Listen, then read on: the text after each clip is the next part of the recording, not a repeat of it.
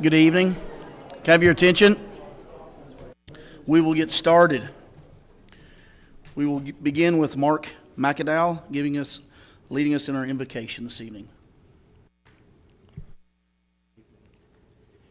If you would, please pray with me. Lord Jesus, we thank you for the blessing of this gorgeous day, and it's the joy that is ours to know and love you. Thanks for those who serve us faithfully in our Enid public schools, and for those here who give their time and talents to our school board. We so appreciate their investment in our staff and students. We pray for our students who are completing their state testing.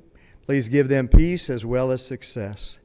We also celebrate with our seniors and their families the upcoming completion of their high school education and a joyful graduation.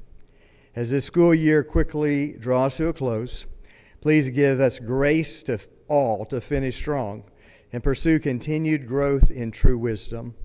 Lord Jesus, you are wisdom, and your holy word is the foundation for our life. May we rely on you and live a fruitful life serving you and others. In Jesus' name I pray. Amen. Thank you, Mark. I'll call the meeting to order. We will begin with roll call. Earl Jans. Here. Matt Lohman. Here. Randy Long. Here. Chad Mance. Here. Kim Dinius. Here. Tori Turnbow. Here. Matt Sampson. Here. Okay, we'll move to item B, presentations. Jan? Our spotlight student this evening is from Eisenhower Elementary School, and Miss Shannon Crowley is going to introduce her. Good evening, ladies and gentlemen. I am here to introduce one of our proud students at Eisenhower, Miss Valentina Ceballos. She is going to lead us in the pledge and then share a little bit what it's like to be a student, a third grade student in Miss Robinson's class, and being a military child as well. So she's going to share a little bit about her experience. I pledge allegiance.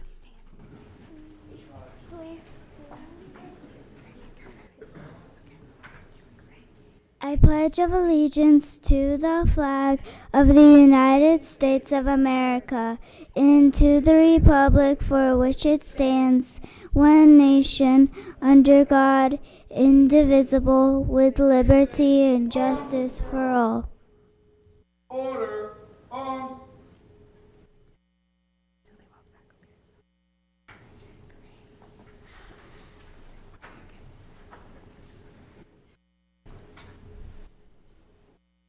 Hello, my name is Valentina Ceballos, and I am a third grader at Eisenhower Elementary.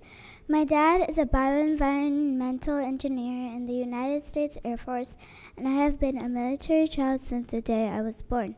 As a military child, I have moved around the world a total of 3 times, and that has been both fun and tough. Luckily, I have always been surrounded by good people that make this adventure easier. School is where I spend a lot of my time, and Eisenhower Elementary has been my favorite so far. Something special about Eisenhower is that they celebrate Month of the Military Child. During this month, we have Spirit Week, where we get to wear fun outfits each day, and we get to have lunch with our military parents during school. Another thing I like is when the Vans Fire Department comes to grill hot dogs at our school, and we get to enjoy lunch with them. The Sword Together Club at Eisenhower is also pretty awesome because it helps us, military kids, make stronger friendships with local kids, and it's a lot of fun. The best thing about my school is that we have a community of students, teachers, and staff that are also connected to the military, which makes me feel supported and understood. When my dad was deployed last year, a lot of friends and teachers showed kindness, love, and support, and made me feel less lonely. My message to any student would be not to be afraid or nervous, because Eisenhower is a welcoming place full of people that really care. There are a lot of military children at Eisenhower that share our experiences. You are sure to find a best friend and learn a lot of new exciting things along the way, because our teachers are pretty cool. Our school is small, but we do big things. Wow.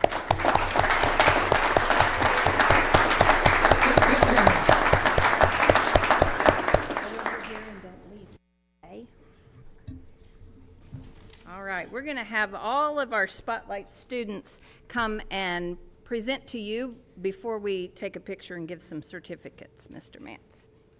So our next Spotlight student is from Waller Middle School, and Ms. Patterson is going to introduce her.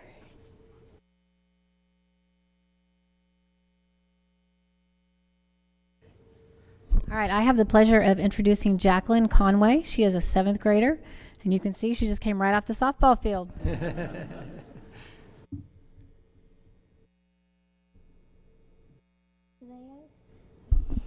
Today I'm giving a speech of what it's like to be a military kid with a dad that's in the Army National Guard. There have been some moments when I feel worried if he's okay on deployment in multiple other countries.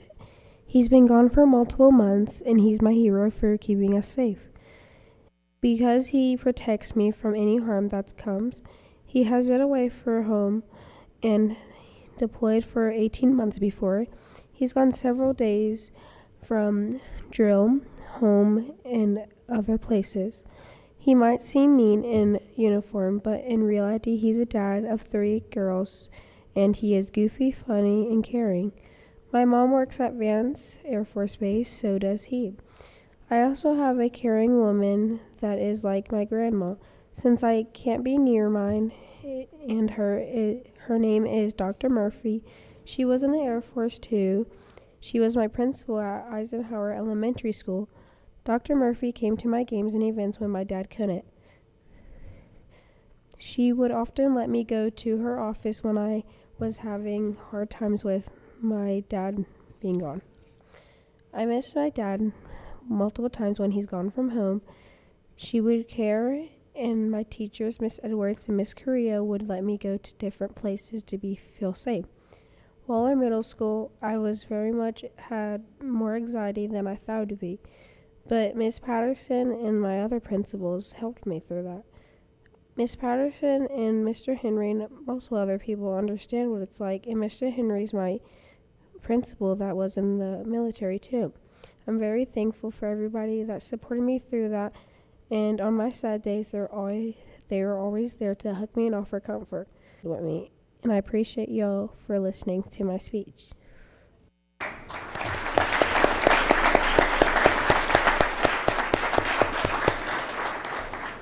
And our last student that we want to recognize as a Spotlight student tonight is from Enid High School, and Mr. Liddell is going to introduce. Good evening, folks.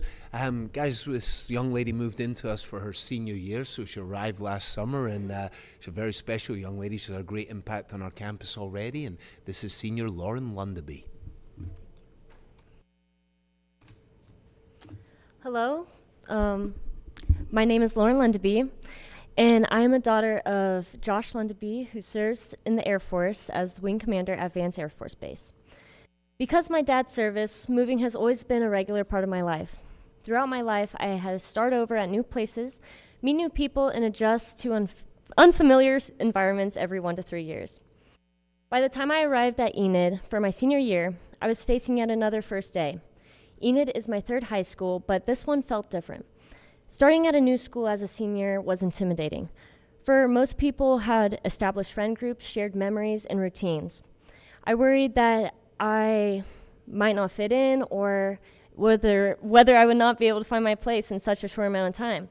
But instead of letting my nerves hold me back, I chose to get involved. I joined marching band, theater, and swim, and these activities put me in situations where I can meet new people.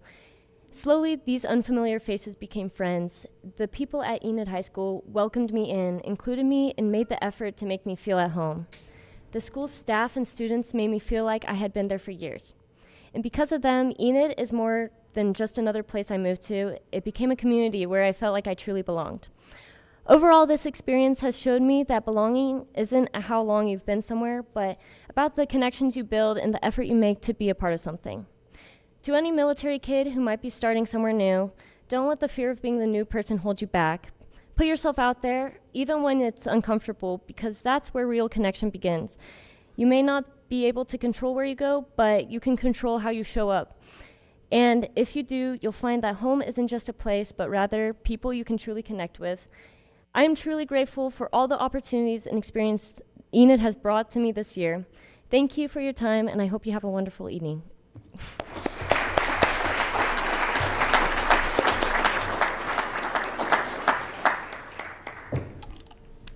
All right, at this time, too, I'd like to invite Miss Nicole Painter to come up.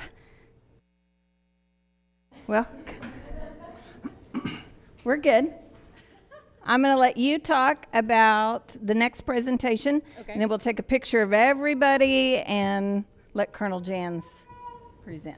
Okay. Does that work? That'll work. All right. Okay. Good evening. It's an honor to stand before you tonight during Month of the Military Child to recognize the commitment that truly matters, not just in words, but in action. Tonight we present the Purple Star Certificate to Enid Public Schools. I have Christy Sturgeon from the State Department of Education here to present you with your certificate.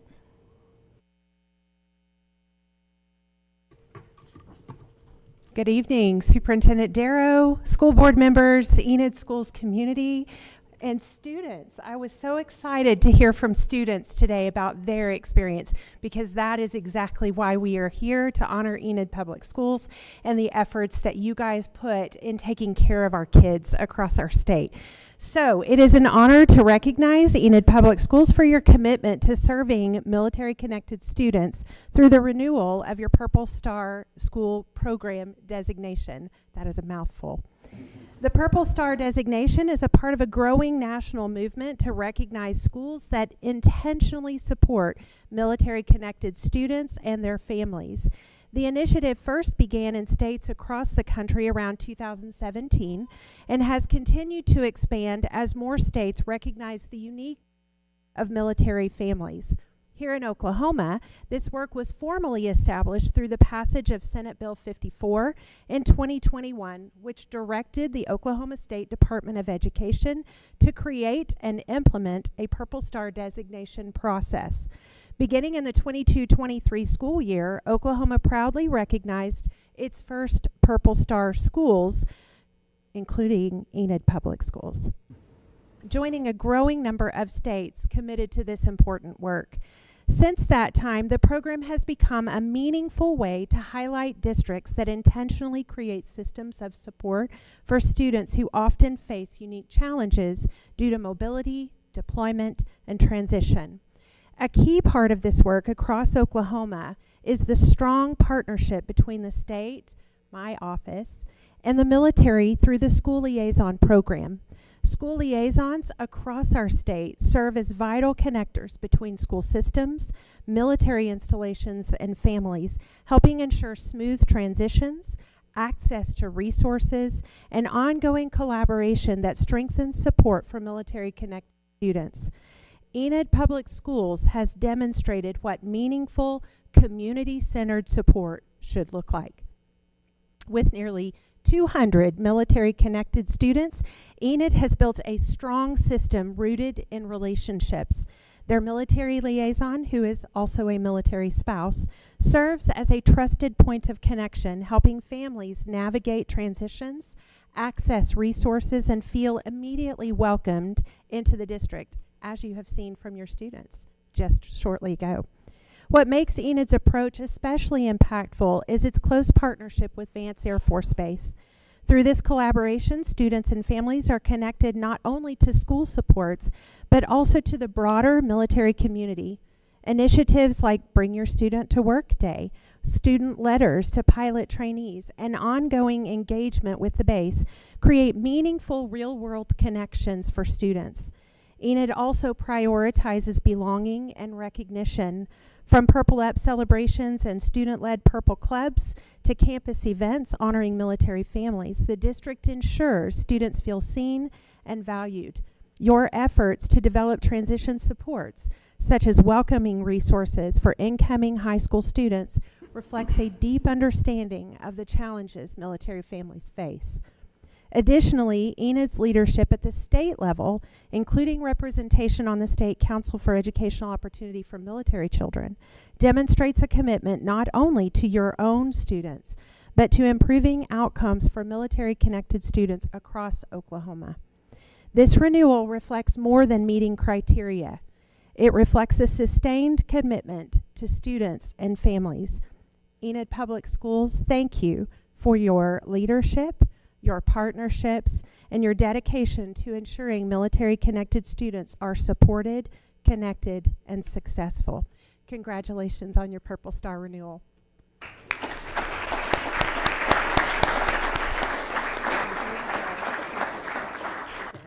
Dr. Darrow, do you want to come down and accept this and take a picture with our kids? And Colonel Jans, I understand that you might have something that you would like to present to our students. And I also like to make a quick comment, please. Sure, yes. For those who don't know me, my name is Colonel Benjamin Jans. I'm the Mission Support Group Commander out here at Vance Air Force Base. And I wanted to just say that, being a military child means stepping into new schools, building new friendships, and showing resilience in ways that they never seen possible. It requires adaptability and courage. These students represent the best of that, and they show up and persevere, and they contribute every day in meaningful ways.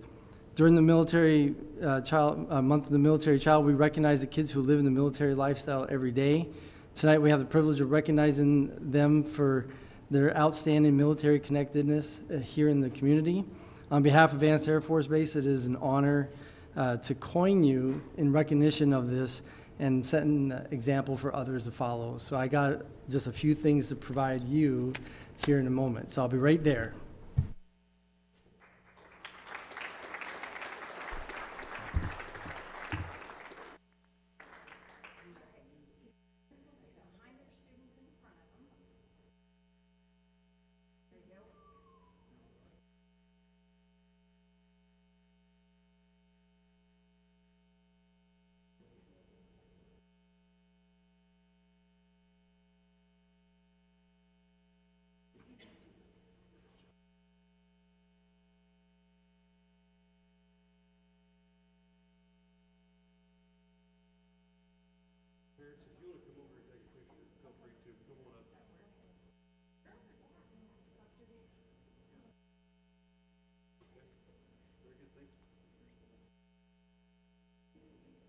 Okay, you're going to have to squish in my pretty wallpaper back there. There we go.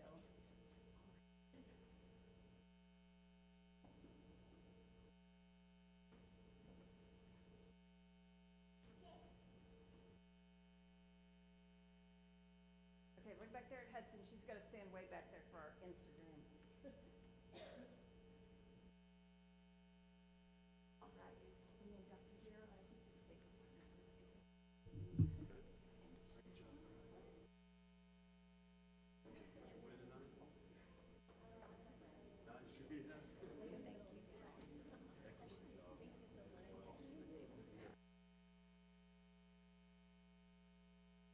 No, you're fine.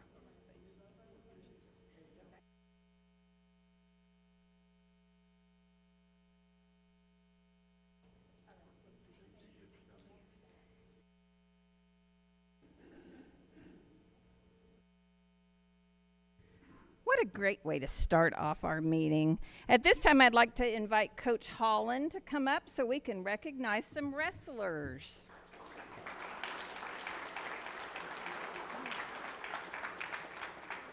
Thank you very much, Board, Dr. Darrow. I really appreciate what you've done with the military child, as being a military child myself, and then later on becoming part of the military. That's great that you guys are doing that. It's fantastic. Said a lot of good words. I appreciate that very much. It means a lot. So let's go ahead and move forward now. We're going to go ahead and introduce the wrestling team. Do you want it one by one? 120 pounds. Here we go. J.R. Gonzalez, 126. William Marr, 132. Jerry Venerable, 38. Christian Mancera, 144. A.J. Milne. Come on up. 150. Make sure I hit this right. Izzy, yeah. Start standing up when I call your weight. That helps. Izzy Perez, 157. DeMonte Rutledge, 65. Isaiah Gonzalez, 175. Garrett Froze. And then we're going to jump to, there you go, Hogan. Or Weston, sorry, 190. Weston, then Hogan, 215. Striker Squire there at the back. Come on up. That's all of them. 12 of them. And why Are we recognizing Oh, him? I'm sorry. I thought that was part of your deal. I thought you were going to say that part. All right. So what we've got, we were recognized by the OSSA's Academic Achievement Award. So they had to get over a 3.25, which they did, and great job by them. Putting the schoolwork in, coming to wrestling practice every day, being gone quite a bit on the road, traveling. Of course, being out here in Enid is always awesome because we're either going to Tulsa or Oklahoma City for everything that we do. So they're always on the road, competing, keeping up with their grades. Great job by them. Round of applause.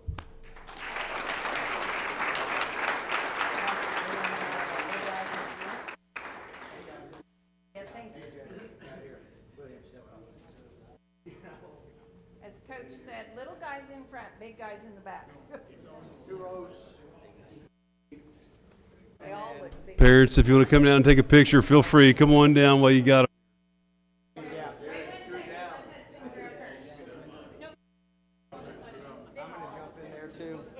And also, big thanks to my assistant coach, Zach Overbeck, who spent a lot of time with kids as well. Kind of helped tutor in a little bit where we needed it. Okay, Hudson, fire away. All right, now my moms and dads. Feel free.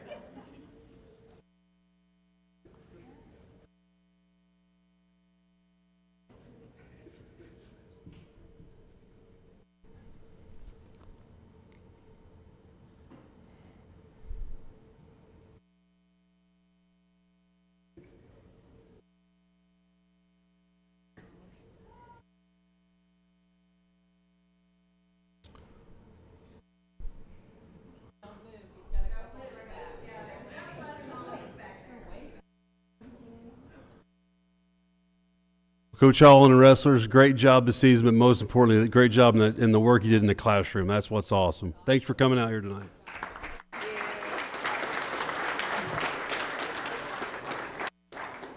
Should be very proud of their academics. At this time, I'm going to invite Coach Johnny Ray to come up and tell us about 2 of his power lifters.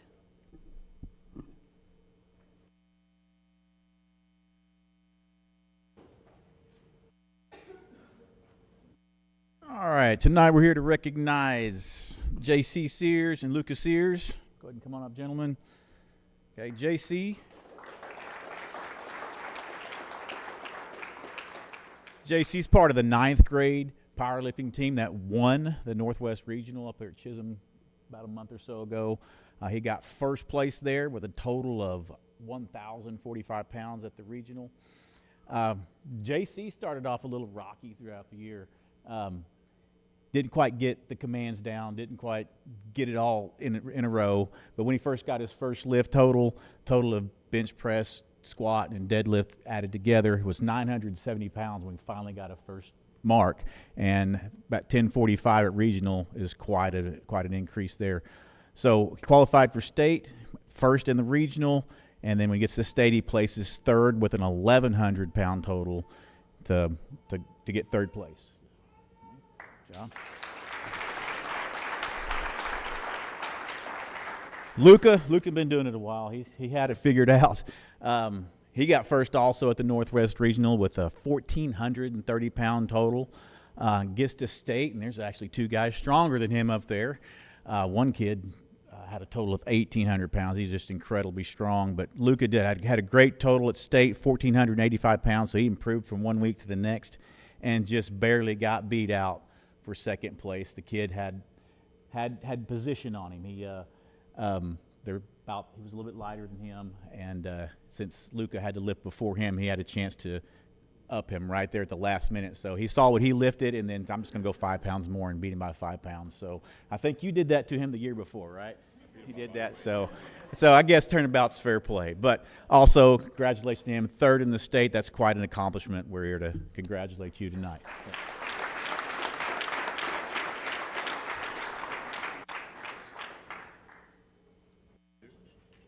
We can have your picture over there with Coach too. In the middle or on the side? Like this. Perfect.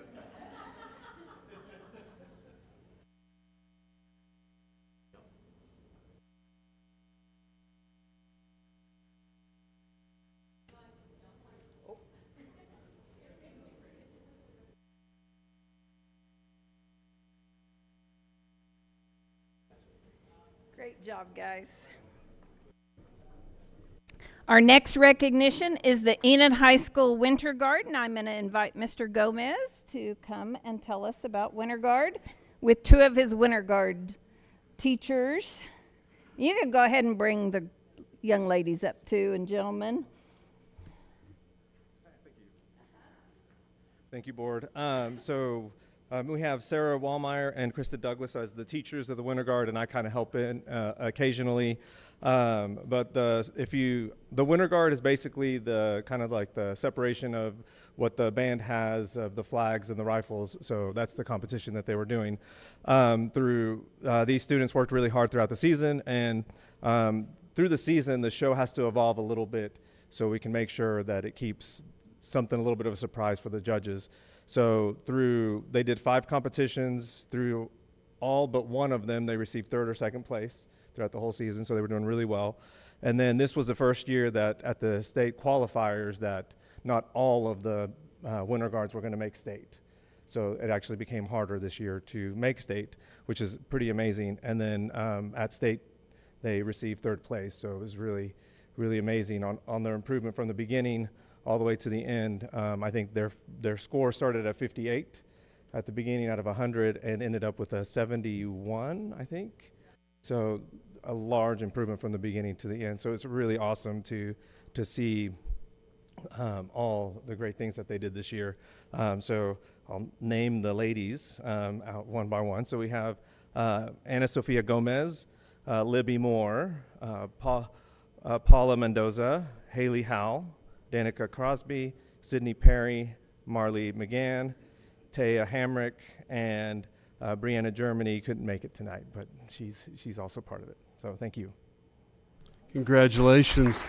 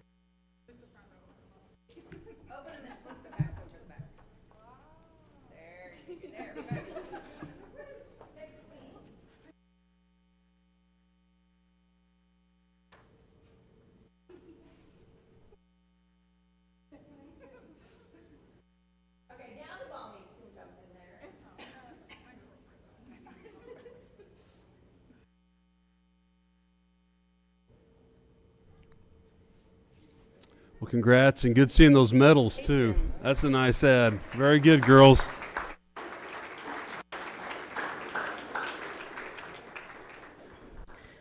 Our next recognition is a group of Enid High School speech and debate state qualifiers, and Miss Uthier is going to introduce and tell us about their accomplishment.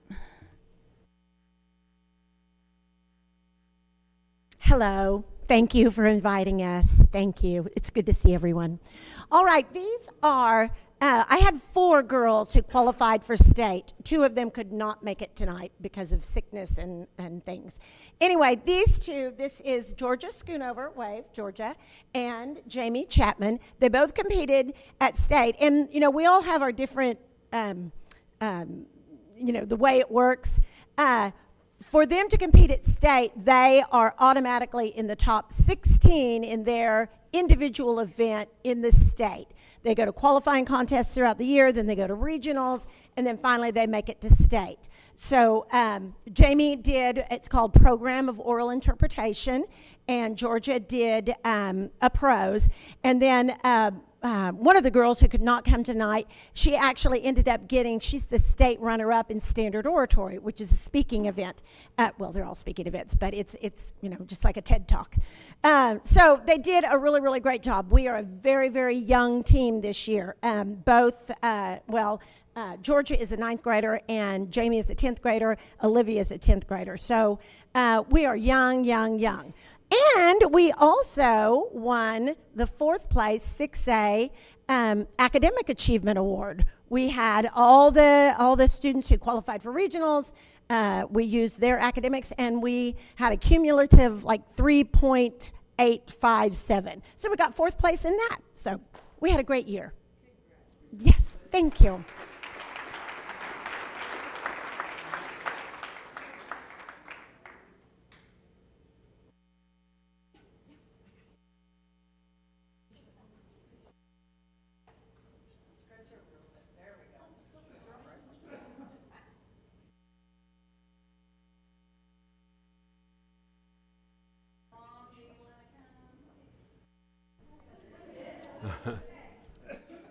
Mamas should be proud too. Congrats, Miss Uthier. Congrats, ladies.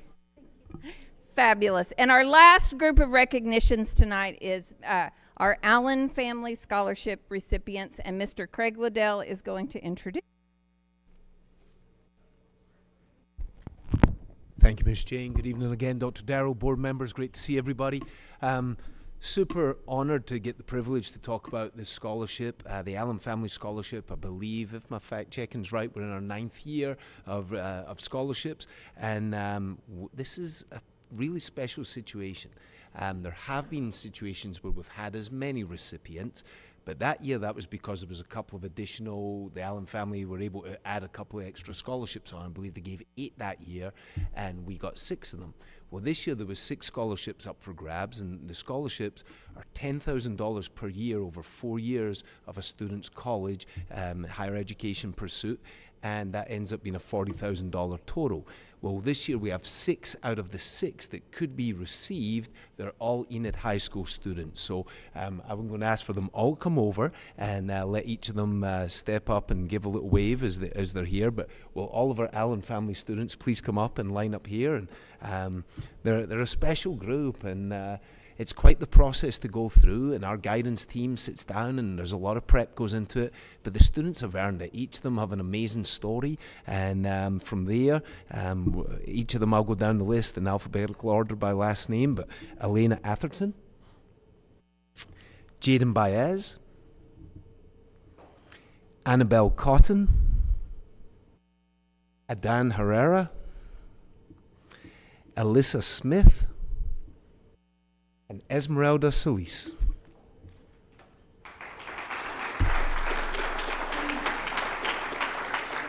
Very proud of you guys.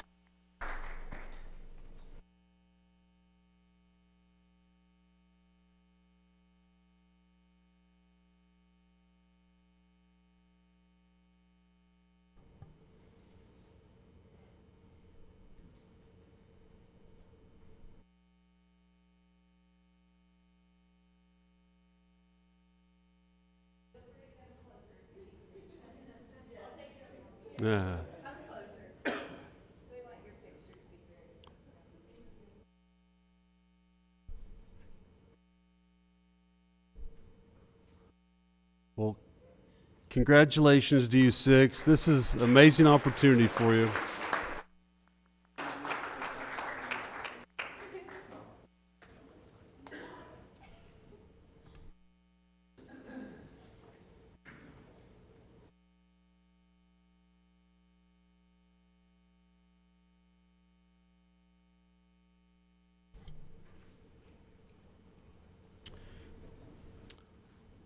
D? Takes us to item D, yes, sir. Okay, that gets us to item D, oath of office for re-elected board members and recognition of the board. Reorganization, excuse me. Yep, reorganization of the board, that's correct. Yeah, Thank just need to point out too, Reverend Joe Blackwood is out of town this evening, so we will not be sworn in this evening, but we'll catch him back up in May. So turn it over to Dr. Robinson. All right, Mr. Lohman, if you will please raise your right hand and repeat after me. I, please state your name. I, Matthew Lohman, Hereby declare under oath hereby declare under oath that I will faithfully perform the duties of that I will faithfully perform the duties of member of the Board of Education of Independent School District number 57 of Garfield County, Oklahoma, member of the Board of Education of Independent School District number 57 of Garfield County, Oklahoma, to the best of my ability, to the best of my ability, and that I will faithfully discharge all duties pertaining to said office, and that I will faithfully discharge all the duties pertaining to said office, and support, obey, and defend the Constitution and laws of the United States and Oklahoma. and support, obey, and defend the Constitution and laws of the United States and Oklahoma. Congratulations. Thank you. Thank you. Okay, that takes us to D2, election of officers. I'll take nominations for board president. I would like to nominate Randy Long for board president. Okay, I have a motion from Tori for Randy Long. Second. And a second from Kim Tinius. Is there any discussion? Okay. So we vote now? Yes, sir. Okay. Matt Lohman? Yes? We'll skip Randy? Yeah? Yeah? We let Randy vote for you? Yeah, I think you Mr. Long gets to vote. Do what, sir? He gets to vote. Oh, does he? Yeah. You sure? What do you think? Randy, how would you like to vote? Can I think about it a little bit? I can come back to you, skip over you. Yes. Okay, Randy. Kim Tinius? Yes. Tori Turnbow? Yes. Matt Sampson? Yes. Chad Mance? Yes. Okay, so he wanted the gavel. Let's pass the gavel. That was a stipulation. That was the stipulation, so there we go. Congratulations. Thank you. Before we go on, I think it's appropriate that we thank Chad for doing a great job for the past 2 years and setting a good example as others who came before him have done. But Chad, we appreciate the work that you've done to lead us the past couple of years, and I'll try to fill your shoes, my friend.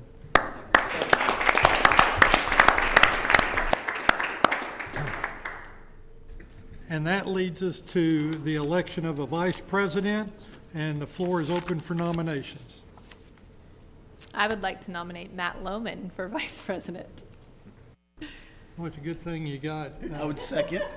voted back in. Tori makes the motion. Is there a second? Second. Chad makes the second. Any discussion, comments? We'll vote. Matt? Yes? Chad? Yes. Dr. Tinius? Yes. Tori Turnbow? Yes. Matt Sampson? Yes. Randy Long? Yes. Congratulations.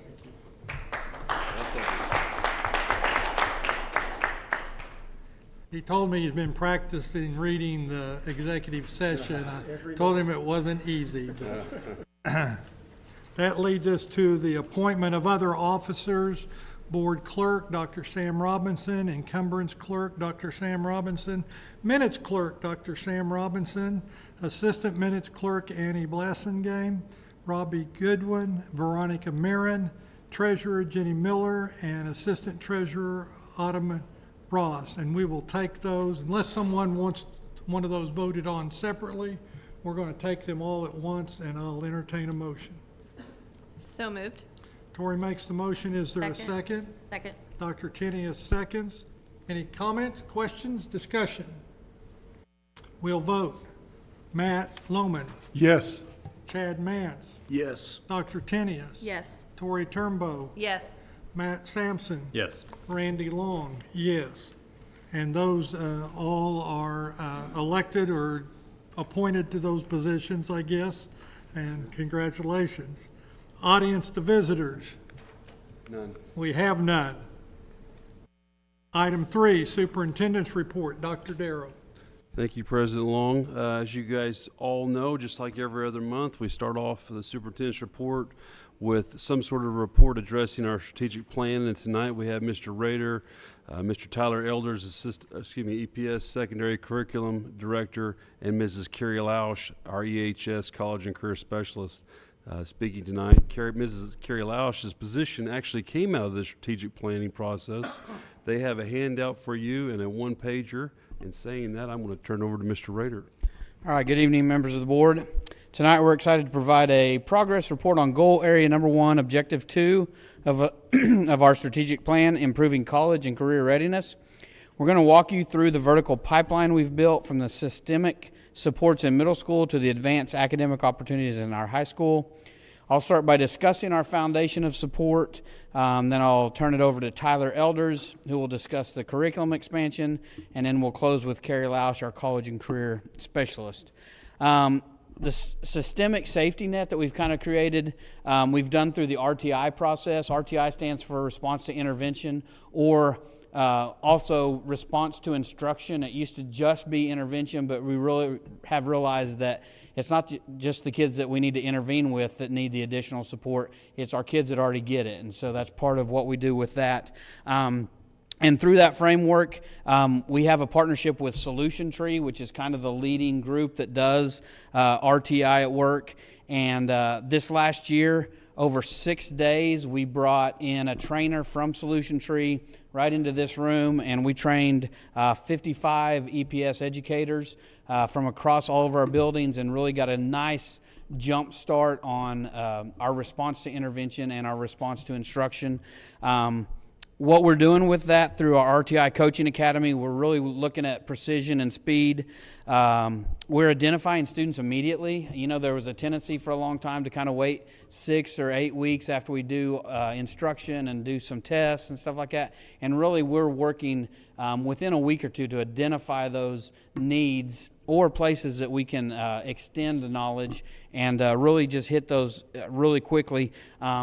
One of the things that we've kind of done in the past, and you would think it would not be common sense, you'd think this would be common sense to just do this all the time, but we have a tendency when we start a new school year to wait 6 or 8 weeks before we start intervening with kids. Well, we've completely kind of changed the way we're looking at that, and we know what kids need going into the summer, unless they're new to us, but we're really going to look at what they're doing at the end of the year and have those interventions and those opportunities for growth just at the beginning of the year and get them started with what they need. So we've worked really hard at that. Schools have adjusted their schedules. I mean, we're doing a lot of work with that.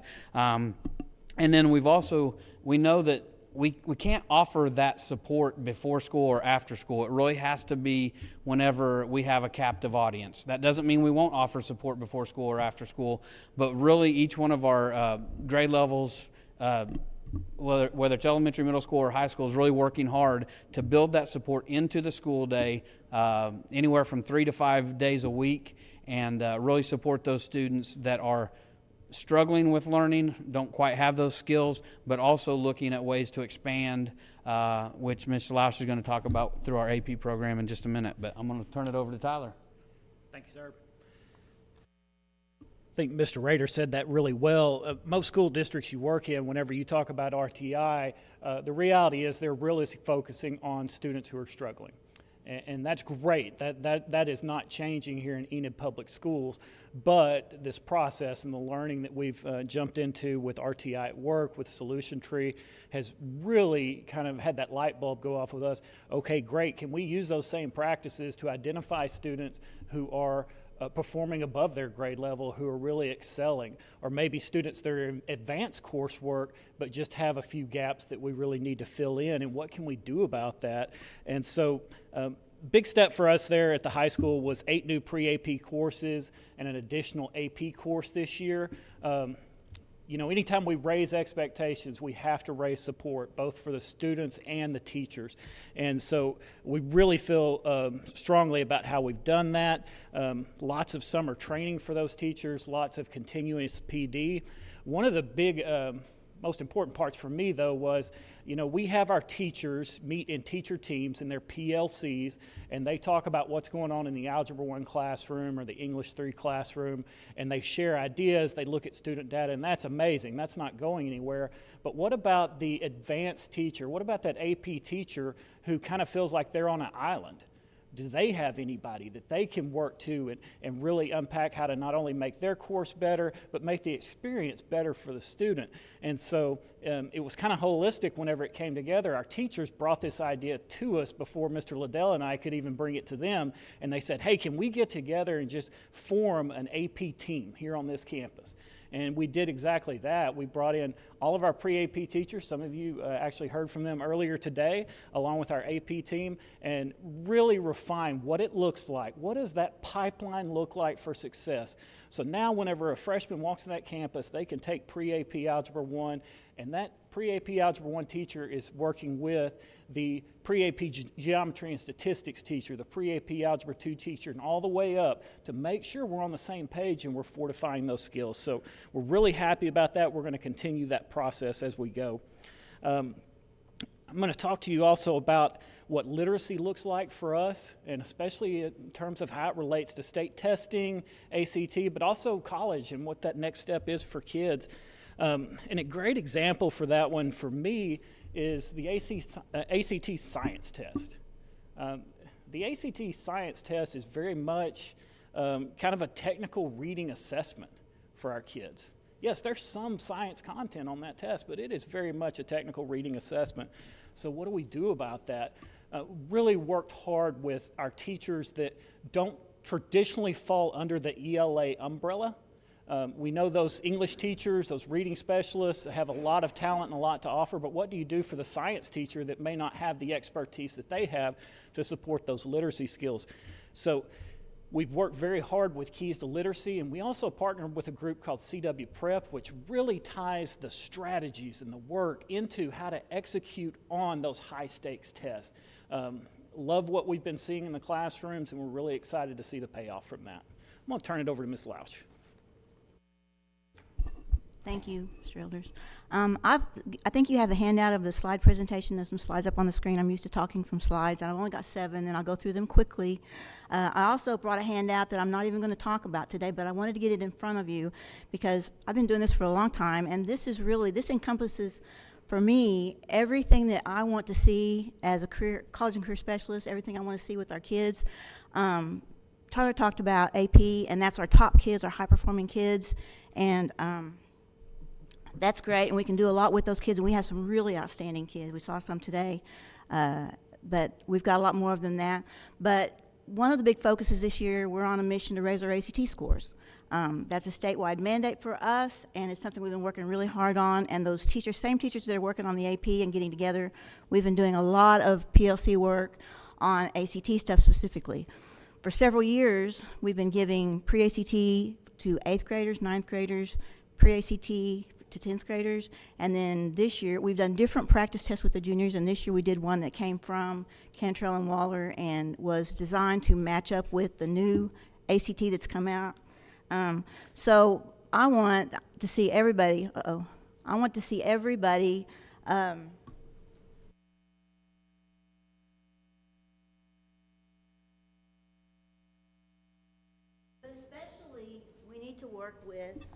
we want to provide as much as we can for those gifted kids, but those gifted kids, they're going to do their thing, they're going to study, they're going to work on it,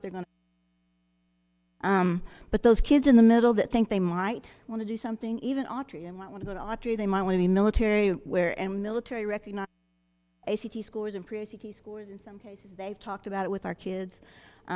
Those second and third quartile kids that have the potential but they maybe don't know it, maybe don't have someone at home that pushes them or talks about it, maybe don't have parents or any relatives that ever went to college. So we're providing that to everybody. The teachers are doing it through the core classes. I worked 8 years for ACT, and I did a lot of this kind of thing around the country, doing presentations similar to this to state boards of education and school districts like Miami-Dade and things like that. And it's so, to me, to be back here, I'm thankful for this position because I get to take all the things that I've learned with all that travel and all that time and be here with kids that I consider to be my kids. And that I see what's happening, I see the excitement, I see the culture shift that's happening, and that's the biggest thing for me. I'm a counselor person, I can't tell already.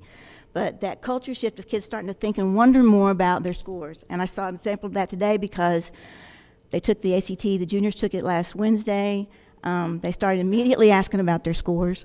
They're supposed to be able to access them online, but there's some kind of a glitch, and I think it has to do with scores being loaded while kids are trying to access. But I told them, as soon as I see them, I'll put it on Google Classroom, and if you can't see them yourselves, you can come see me.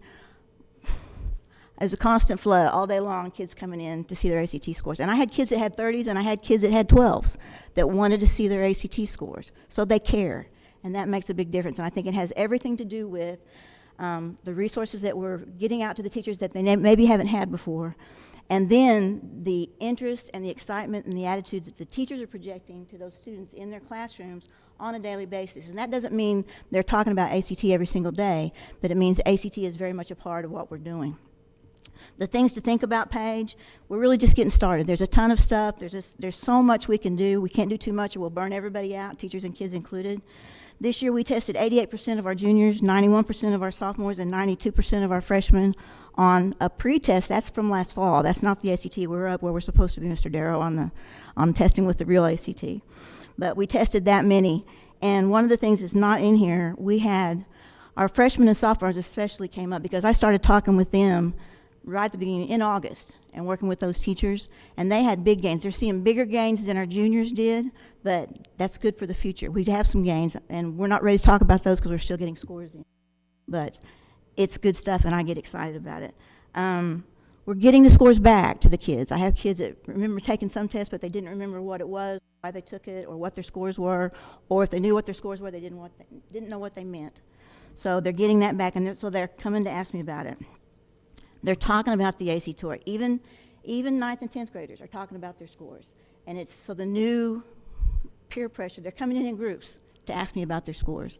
And I'm excited about that. It makes me happy to see kids caring about it. I see the shift starting.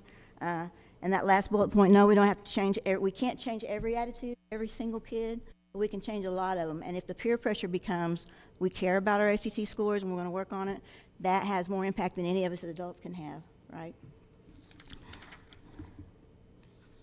What are we doing? All of this, I'm going to try to get through this quickly. Parent nights, and we had a good turnout for our parent night this year where we said specifically we're going to talk about ACT and pre-ACT scores, and I did one over at Emerson as well and had a group of 8th grade parents there. The CNW training that Tyler already talked about, we're building a library. There's been all these paper booklets that we've had in the past have been, sometimes they were kept, sometimes they were thrown away, but the kids are coming and asking for those because they also get on their answer documents or their score reports, they get the exact question numbers, the ones they missed and the ones they got right.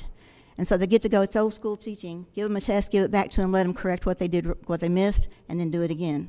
So that's why they're getting excited. That's why they're understanding more about their scores and doing a better job with it. The ACT prep classes, this is a really good example. This is a real good bragging point. We have Kim Collins and Ryan Bridenstine working on ACT prep classes. We've got about 50 kids working in that. Those kids, compared to the rest of the group on the pre-ACT and that 11th grade ACT, average 2 points higher than their big group. A small number against a big number. But again, the kids taking the ACT prep class are not the kids that already have 30s. They already got their own path. The kids taking the class are kids that want to go to college, or maybe they want to go to OSU or OU, but they're not sure they can. So they're coming in with 12s and 13s and 14s. I had kids this year, not just in the prep classes, but I had kids that raised their scores 10 points from last year to this year. From a 14 to a 24, that's a real kid, real score. From a 15 to a 29 from last year to this year. And when I see those kids and I ask them, what'd you do differently? I read the questions, you know. I actually cared. I understood what it was. I actually cared and I read the questions. So yeah, that's a good strategy. We also started our own awards. We got some nice medals and things from ACT, and ACT recognizes top 5%, top 15%, and top 50%. Last year it was medals. This year they sent us tie pins, which I was really disappointed in ACT. So we created our own awards, and we're not just recognizing kids at a certain percent. We're recognizing every kid that raised his score. This year, even 1 point. So the kid that had 11 and got a 12, he got an award, and that's those coasters that are there that's what we did. And also, those were designed and built in our Foundry Lab by Mr. Swanner and the kids in his class. I think that's super cool that we're doing that too. I did a presentation. ACT asked me to do a presentation a few weeks ago. It was a national webinar. There were 4,000 people on it.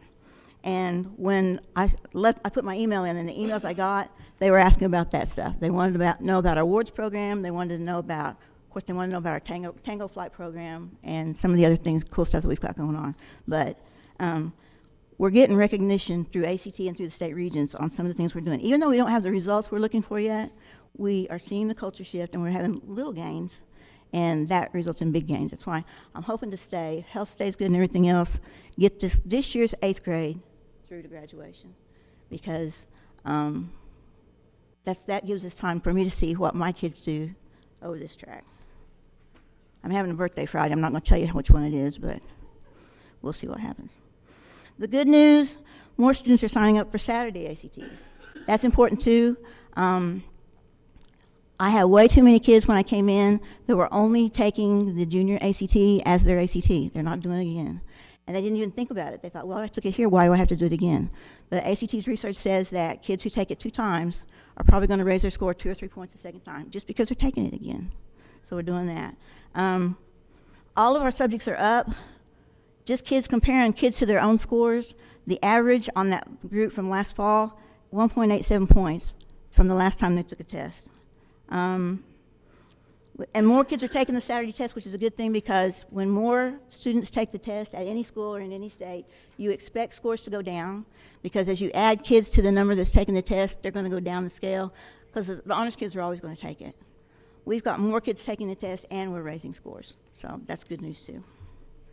And then the last couple of pages are just some real life feedback I got in emails after parent night programs that I wanted you guys to see. I think it's good stuff for us, for our teachers.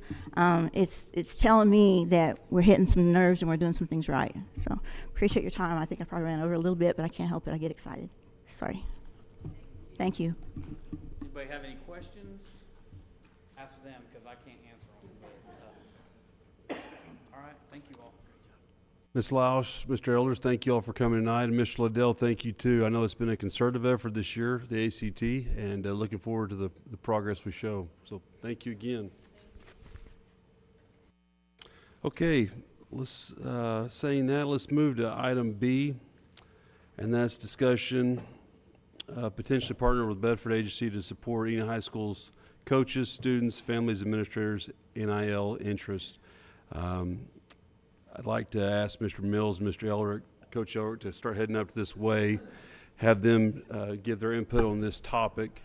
Coach Elrick is also serving on a committee with the OSSA board over NIL as well. And as we talk about this potential, this is just a discussion item tonight. This would be a potential of something to be board approved at a later date. I don't mind saying this. I don't like the portal. I don't like the NIL. But it's not about me. And our reality has shifted a lot in the last several years. And we can't keep our head in the sand in this environment. We've got to be aware. We've got to get the best opportunities we can for our kids. And so saying that, I really am excited about this partnership, this potential partnership with Bedford, because it's going to keep our coaches and our players in compliance with OSSA policy and Enid Public Schools policy. It's going to keep us out of trouble.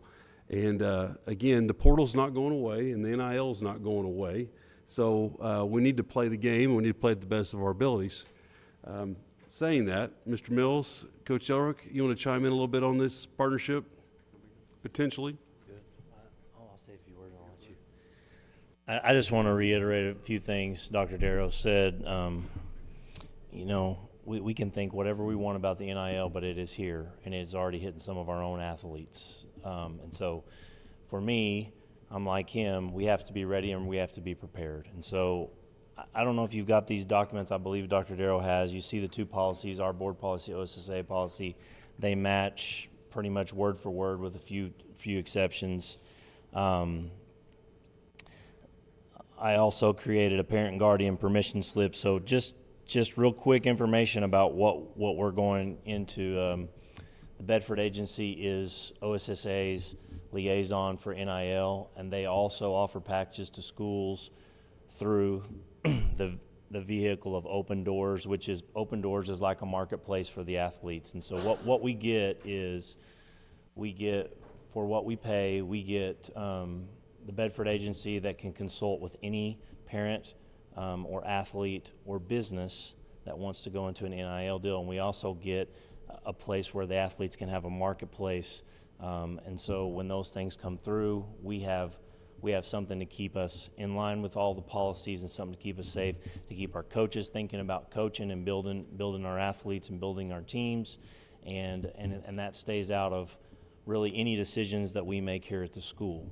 And so we also do want to offer opportunities to our athletes if they are available, like Dr. Darrow said. So I'm excited about it. I'm excited to learn about it and to grow with our kids. But that is what we get. And I know that Coach Elric has some more things as well.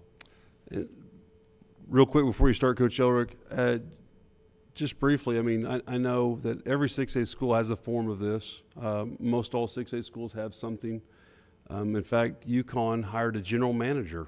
I read they actually hired a general manager like Dallas Cowboys have. So this is not going away, and I'm really appreciative that Coach Elric's on this NIL committee with OSSA to stay on top of the trends that are happening across Oklahoma. And I'll let you speak, Coach. Real quick, just on the committee end of it through the OSSAA, and I was on the phone with Mike Clark Wednesday of last week, I think, when I called you maybe. Nobody really knows where this is going 2, 3, 4 years from now. Essentially what the OSSAA is doing and the committee that I'm on is we're throwing some guardrails up just to make sure it doesn't go too far out of bounds from certain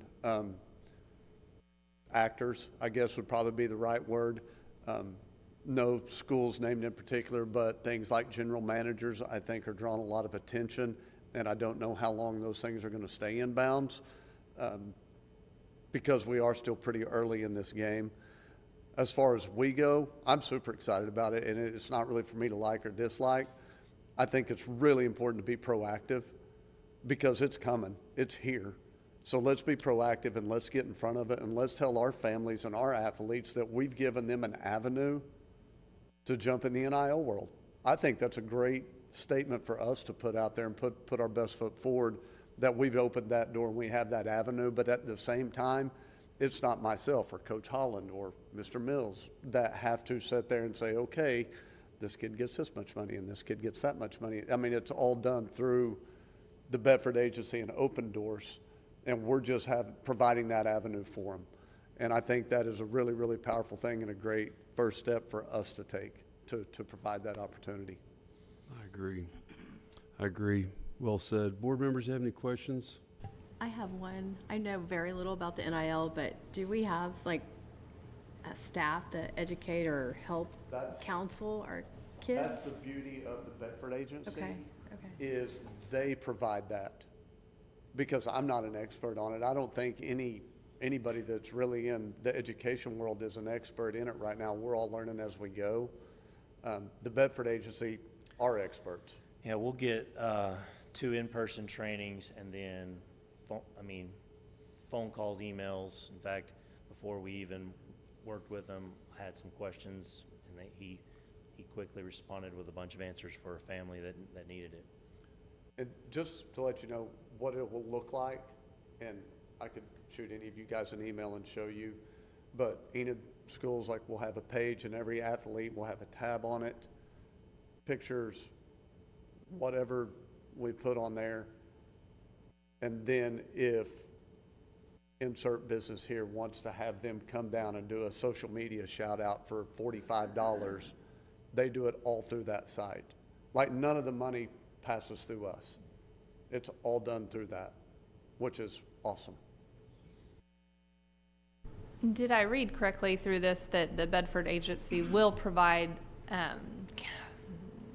oversight to those families? So the parents, so they make sure they are doing the right things, especially as they transition from high school to potentially the next level. Yes, yes, and families can call them directly. Now, once they graduate, they'll have to continue with Open Doors on their own. They won't be able to be under our umbrella. But the way I understand it is directly phone calls and emails from families to him. Now, I will say this, and this is important, and I think it's an important part of us doing it. Families also need to be proactive. Basically, you get out of this what you put into it. And you want to be active and promote yourself and build your great, go do it. But those families, when we have these meetings with the Bedford Agency and it's how we're going to do things, I mean, they have to do their part too. Any other questions, board members? Again, this is just a discussion item for tonight, and we're still working through this. We're still working through the logistics of this. I definitely think there's a lot of value in the protection that, like both Mr. Mills and Coach Elrick spoke of, we won't be dealing with this. The third-party agency would be the point of contact and would keep us compliant out of getting caught up in the weeds. But if you have any questions, please let us know. Gentlemen, thank you for being here tonight. Thank you for answering the questions. Okay, that takes us to item C, and that is an action item. Everyone has an updated handout of our conversion school plan, Enid Public Schools Conversion School Plan. We've met and discussed this topic several times now, and I think we're in a really good spot. We've tweaked it. We've tweaked the packet a little bit and updated it a little bit. We've also been meeting with Mr. Parker once a week to go over logistics and details also. Once we get this board approved, we will then apply it to the Oklahoma State Department of Education and hopefully get their approval quickly as well, and then officially start the new school site this coming fall of 2026. That is the goal. And essentially, this would allow for Lincoln to receive its own site code for accreditation and accountability purposes. All virtual students would fall under their oversight there at Lincoln, and we will be starting secondary students currently, but this also could expand to elementary students as well. But for next fall, we would start with middle school up. Happy to answer any questions. Mr. Rader, you want to chime in anything that I haven't addressed? No, we did meet last Friday, and we combined. We did bring in our virtual, the individuals that have been running our virtual school, along with Mr. Parker and Mr. Elders, and had a really good conversation Friday. Feel like we're in a good spot with this. Board members have any questions? Number 12. So if you are virtual, you cannot participate in extracurriculars? That's correct? Yes, sir. Okay. So is that standard for other schools, or is that because it is the conversion part of it? Well, that's Mr. Liddell can answer that more accurately than mine, but that is standard operating right now. All of our virtual kids are 100% virtual, so I don't anticipate that being an issue. Okay.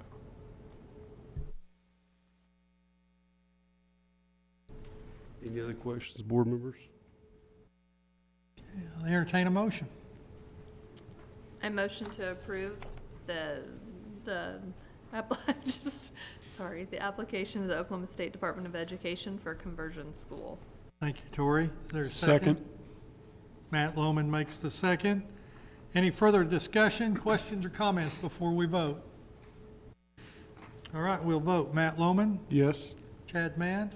Yes. Dr. Tedious? Yes. Tori Turnbow? Yes. Matt Sampson? Yes. Randy Long? Yes. Thank you for your approval, and I will keep you posted as we take this the next step and apply with the Oklahoma State Department of Education. Okay, item D is I have a handout for you, and that's student enrollment update.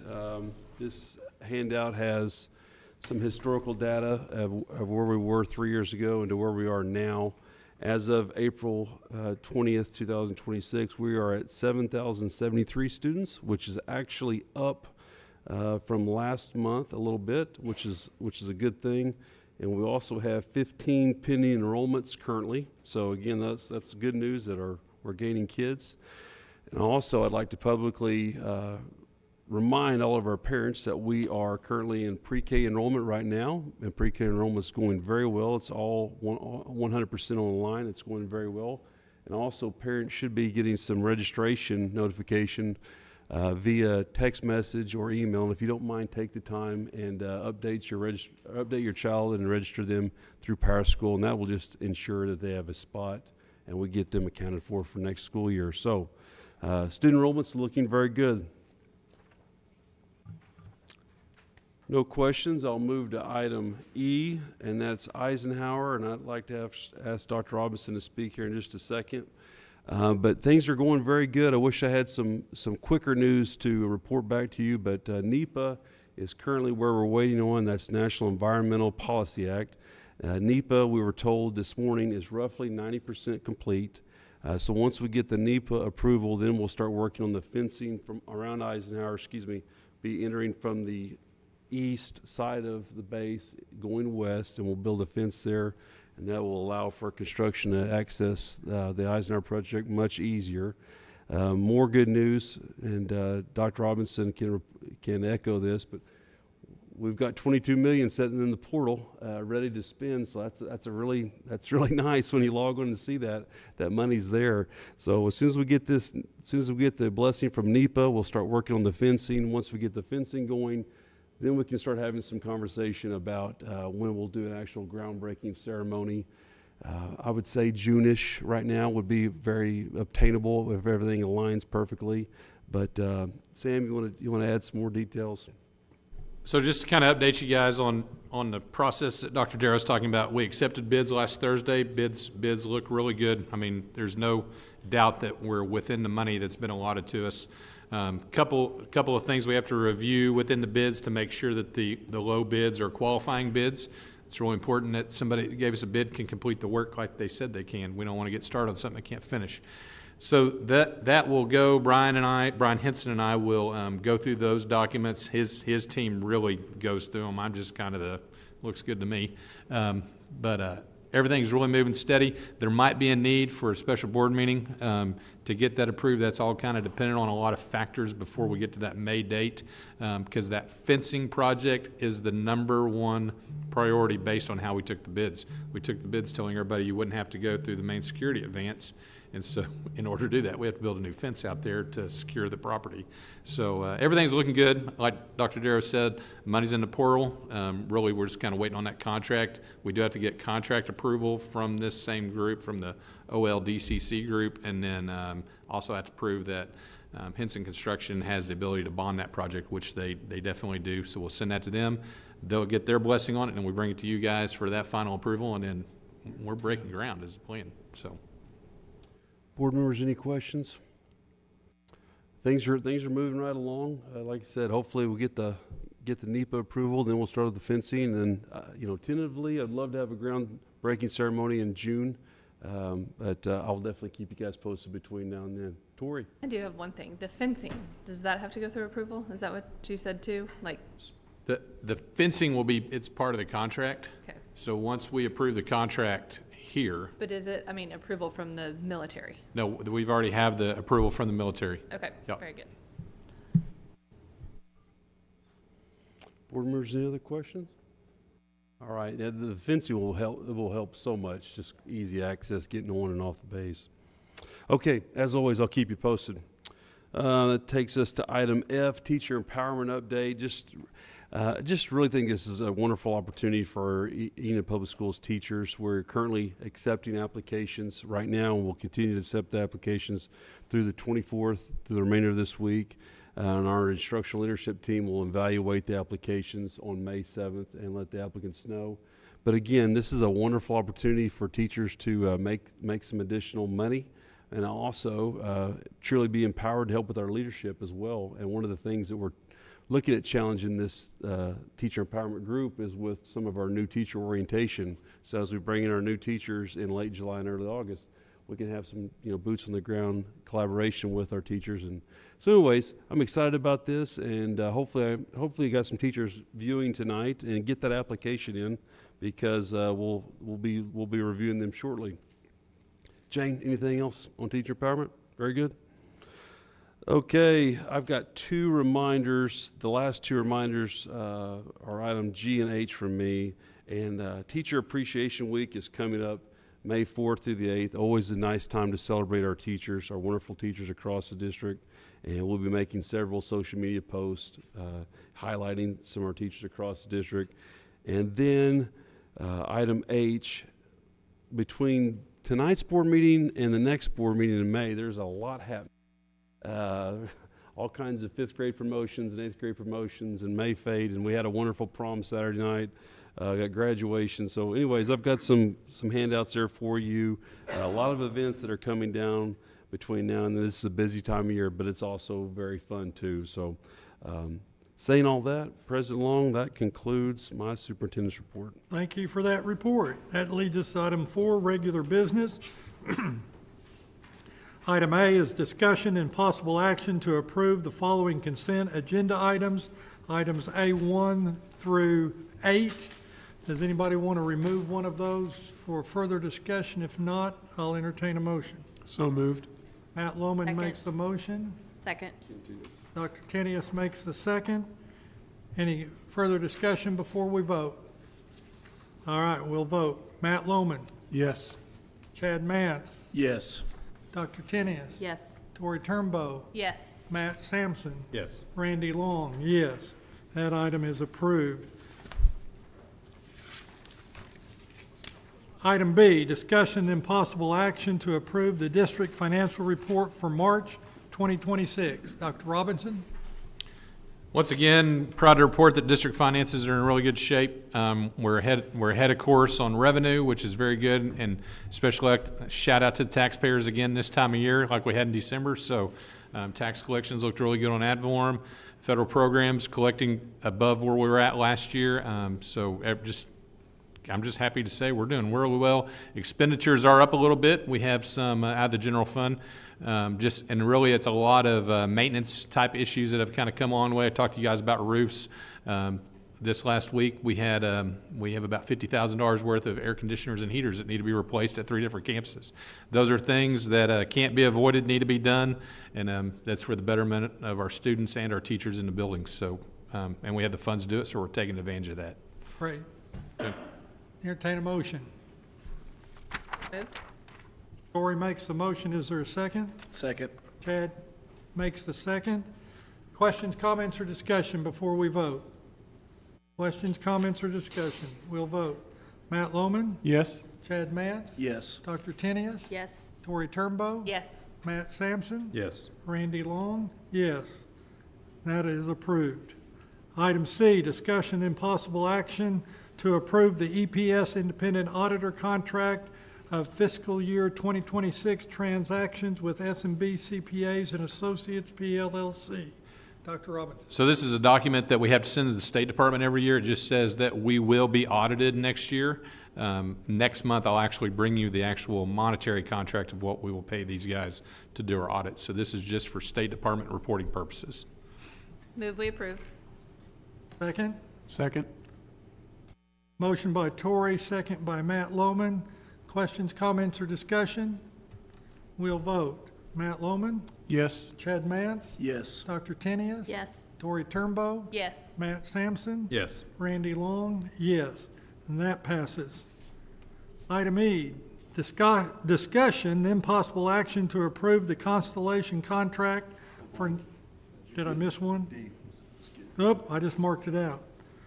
D, discussion and possible action to approve the fiscal year 2027 engagement letter with Chaz W. Carroll, PA, for preparing the annual financial statements for Enid Public Schools to include the temporary appropriations and the estimate of needs for fiscal year 2026. Dr. Robinson?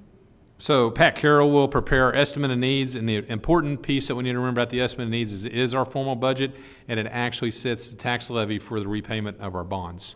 And so Pat Carroll's been preparing that for many years. He'll do that once again for us this next year if you so approve this contract or agreement. Move we approve. Dory makes a motion. Is there a second? Second then. Chad seconds it. Questions, comments, or discussion? We'll vote. Matt Lohman? Yes. Chad Mantz? Yes. Dr. Tenius? Yes. Tori Turnbow? Yes. Matt Sampson? Yes. Randy Long? Yes. And now that passes. That leads us to item E. I was getting ahead of the ball game there. Discussion and possible action to approve the Constellation contract for natural gas for the period of July 1st, 2026 to June 30, 2029. This is locked in at a rate of $4.55 per MMBTU. The previous fixed rate was $4.28 per MMBTU. Dr. Robinson? So it's my belief that the last time we did this, which was a 4-year agreement, it's worked out to our advantage over natural gas price. It really allowed us to have a pretty fixed price without a lot of fluctuations in the market, and we've even been able to sell some of our excess gas back on the open market, depending on what that pricing is. This all started with volatility that happened in 2021 with the really winter vortex, I think is what it was called. We had another winter storm this winter that this pricing actually prevented us from having escalation in prices. So it's my recommendation that we go with this. I've been looking at this for the last 6 months, and we finally hit a good number. Even with all of the things going on in the political world, we still hit a good number on natural gas compared to the last 6 months. We have a motion. Motion to approve. Matt Loman makes the motion. Is there a second? Second. Matt Sampson seconds it. Any questions, comments, or discussion? We'll vote. Matt Loman. Yes. Chad Mance. Yes. Dr. Tenius. Yes. Tori Turnbow. Yes. Matt Sampson. Yes. Randy Long, yes. And that passes. Item F, discussion and possible action to approve the amended agreement from September 15, 2025 between Enid Public Schools and Northern Oklahoma College for the capital improvement project at Failing Field. Dr. Robinson? Okay, so this amendment really is going to help make G possible, so that's why we have to do this kind of in an order. The change to the agreement is that the agreed upon cost for Failing Field that we originally agreed to was about $1.5 million. We took those bids. There were some additions, some changes to the Failing Field project as we went along, and that total cost is now at $1,945,757. So that agreement is basically showing that Enid Public Schools is going to pay $600,000 towards the cost of that project. NOC is going to pick up about $670,000 of that cost, and then there's some P3 funds, which are tax based off of income tax that will go back to pay another $675,000 of that. And the good news is that we are front funding that, so we're controlling the contract.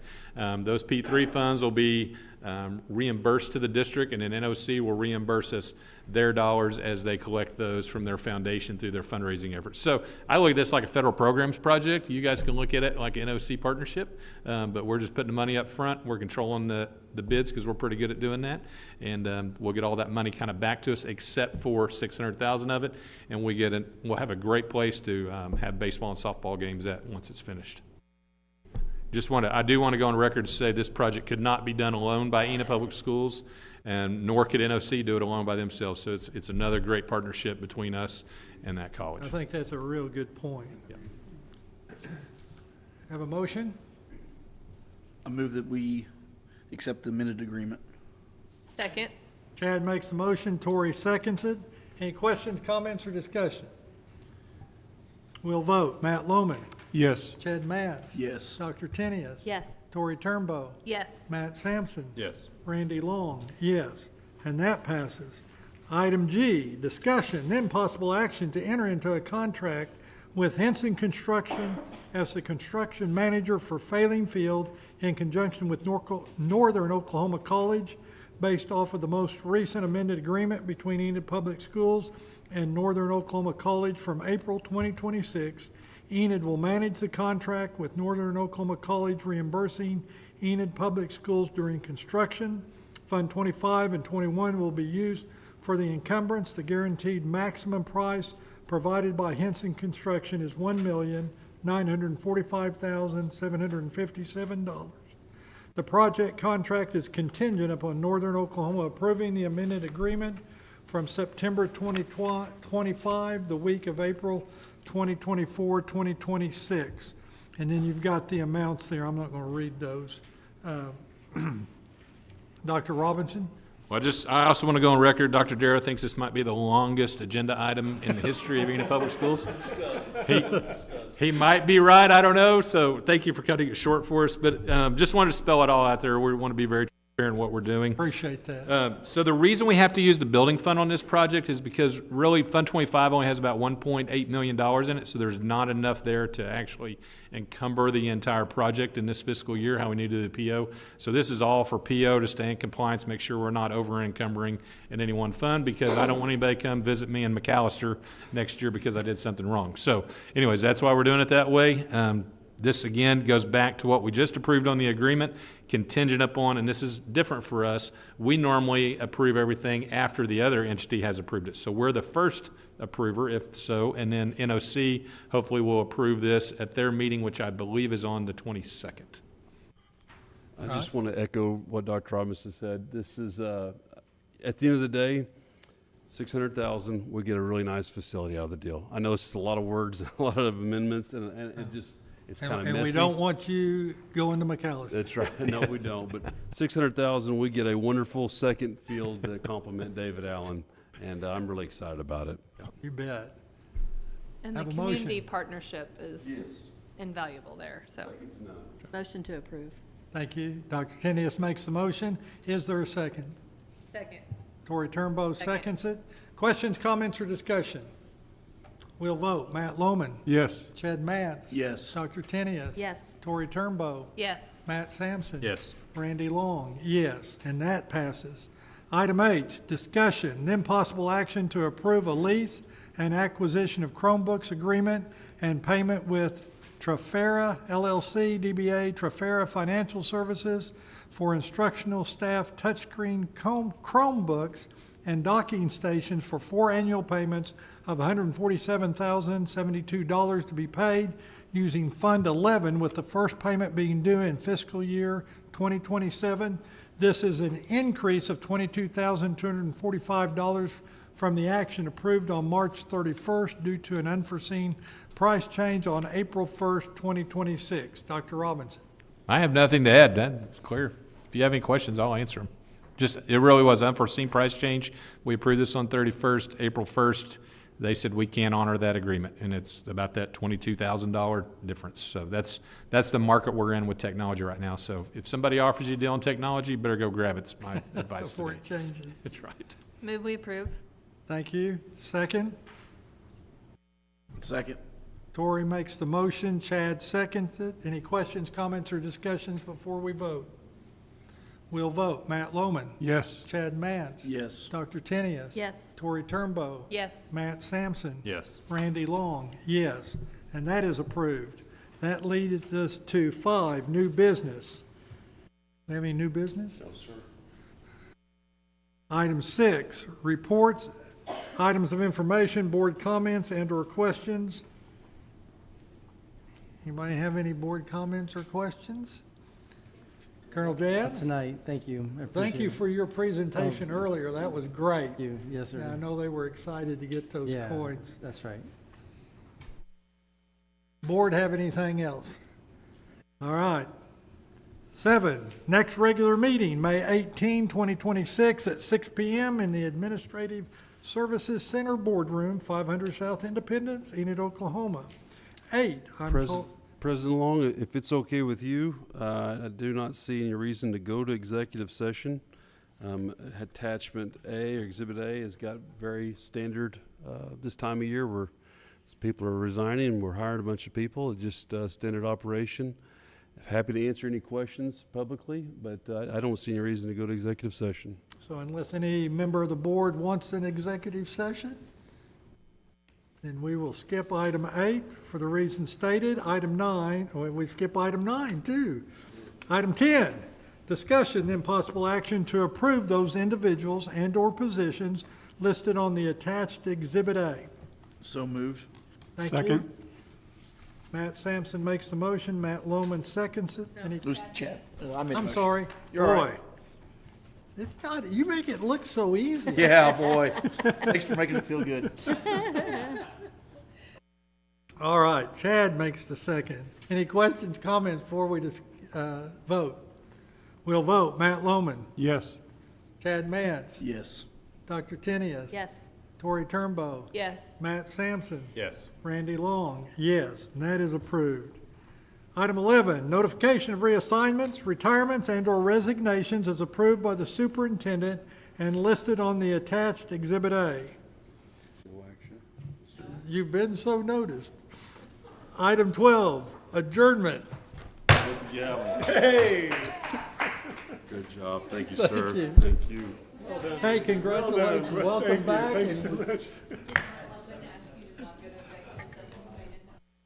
No, he didn't. You didn't even have to read.